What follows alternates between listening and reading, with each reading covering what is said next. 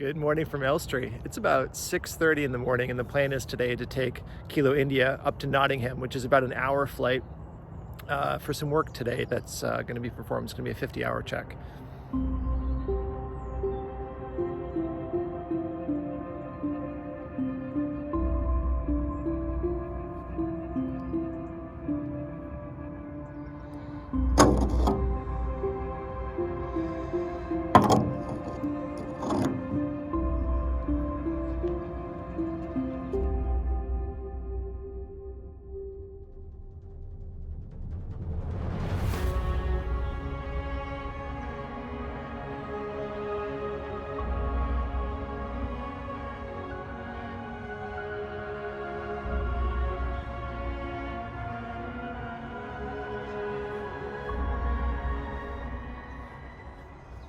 The plane is all pre-flighted and ready to go. I'm just waiting on this last bit of fog to burn off. The temperature and dew point were the same this morning, so there was 100% humidity and low-lying fog pretty much everywhere. Once that burns off, I'm waiting on Luton to become VMC, visual meteorological conditions, so I can do the zone transit through there and head directly north.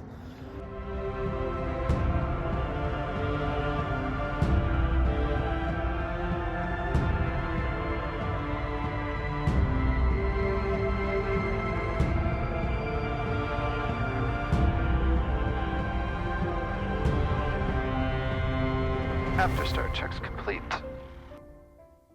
Brakes off 7:35.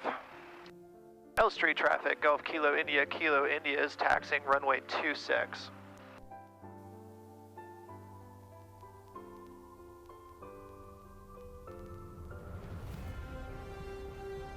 Alright, and at this point we'll do a run up, which is a last engine check before we take off. We'll take the engine RPMs up and we'll give everything a good look over, so if there's any problems, they'll present themselves now before takeoff.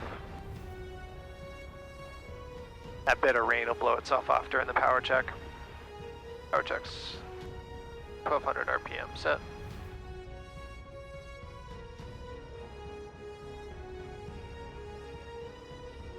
Power check's complete.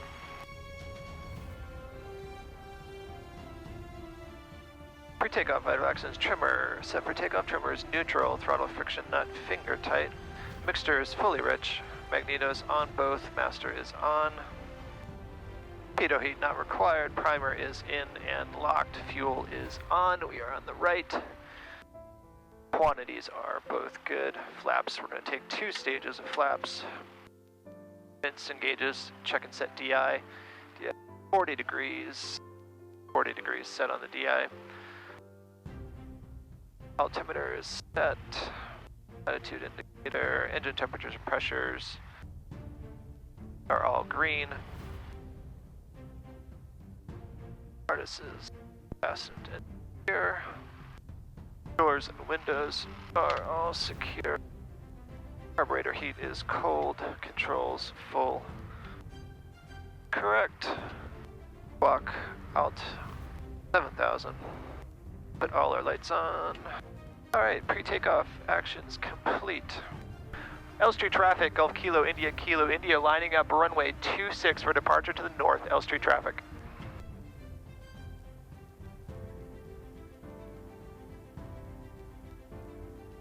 Elstree traffic, Gulf Kilo India taking off runway 26, departure to the north, Elstree traffic. Floor full power.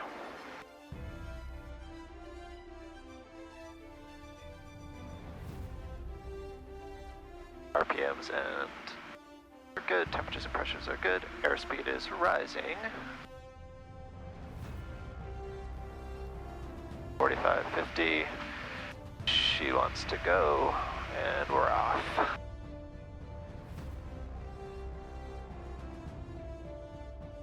It is still a bit foggy this morning. V20, information tango.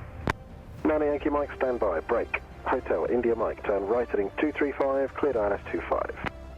Right heading 235, cleared for the ILS 25, Hotel India Mike. EG9A Yankee Mike, Luton radar, good morning sir, landing runway 25, descend to altitude 5,000 feet, range from touchdown. Right, any second now, Luton should give us a call and let us know we're leaving his zone, and we'll transfer over to the next radio service. It is a beautiful, calm morning. This is one of the great things about flying in the morning. It is perfectly calm. Once the plane is trimmed, it just basically flies itself. You really can't beat this. This is incredible. What a beautiful morning. There's still some low-lying fog, so the visibility isn't perfect, but that's burning off slowly as the sun comes up. Oh, look here.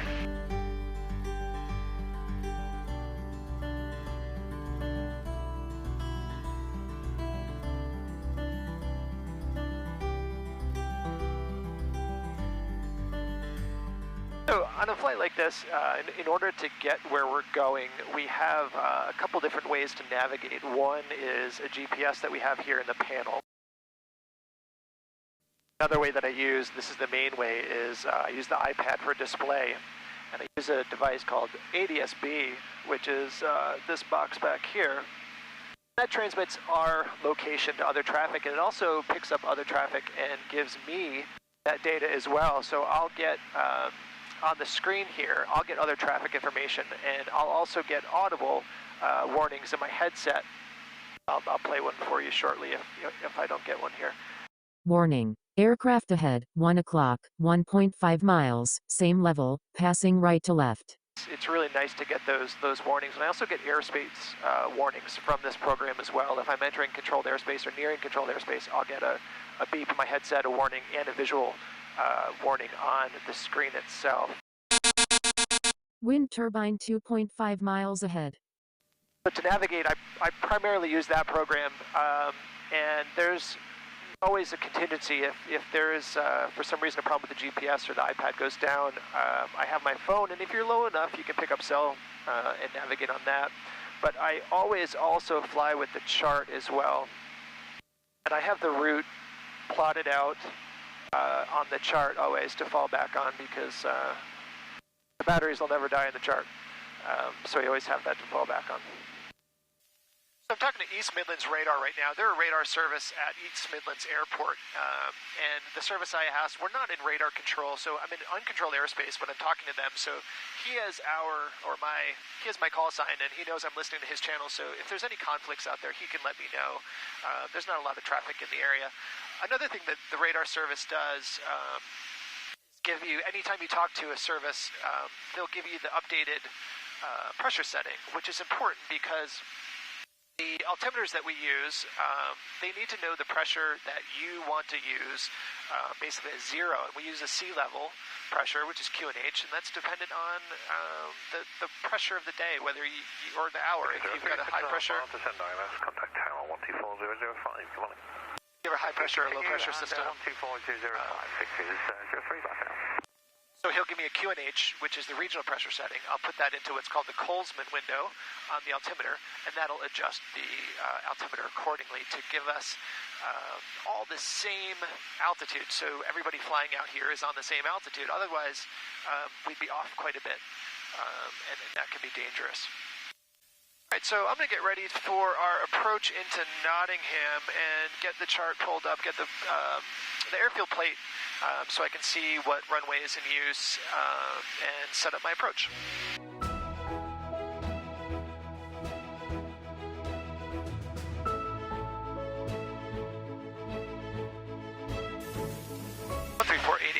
So I put the next frequency in our next window.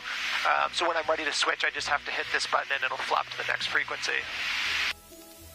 Our next frequency is going to be Nottingham Airport at 134.880, but they're not going to be open yet. And the visibility sucks. So what we'll do is just make blind calls to Nottingham traffic. When an airfield here is not open, the tower's not open, it'll just be a pilot-controlled airfield. So I'll just talk to other pilots. I'll give my position, where I am, what I'm doing, so other people can know who is in the circuit. I won't change the fuel tank to keep the airplane balanced. So what we do is put the fuel pump on. This is a redundant mechanical fuel pump. It's an electric fuel pump, redundant to the mechanical fuel pump that's attached to the engine. Let's switch to the right, maintaining fuel pressure so we can turn the extra fuel pump off. Golf Kilo India, request frequency change to Nottingham 134880. Golf Kilo India, frequency change approved. Squawk 7000, goodbye. Squawking 7000, appreciate the help. Golf Kilo India. So since I am no longer talking to East Midlands, I changed our squawk code from whatever he gave us to 7000. 7000 is the conspicuity, basically the VFR squawk code. It just lets the radar services know that I'm flying VFR. Nottingham traffic, Golf Kilo India inbound, 5 miles to the southeast. We'll be joining downwind runway 09, Nottingham traffic. Now I've got my approach set up. Here's the circuit. I'm going to join runway 09 on the downwind leg. Downwind checks. Brakes are off. Undercarriage is fixed. Mixture is fully rich. Fuel is set on the right. Flap set. Instruments are all in the green. Temperatures and pressures are good. Carb heat. Hatches and harnesses. Landing light. Fuel pump on. Downwind checks complete. Nottingham traffic, Golf Kilo India, downwind runway 09 left. Nottingham traffic.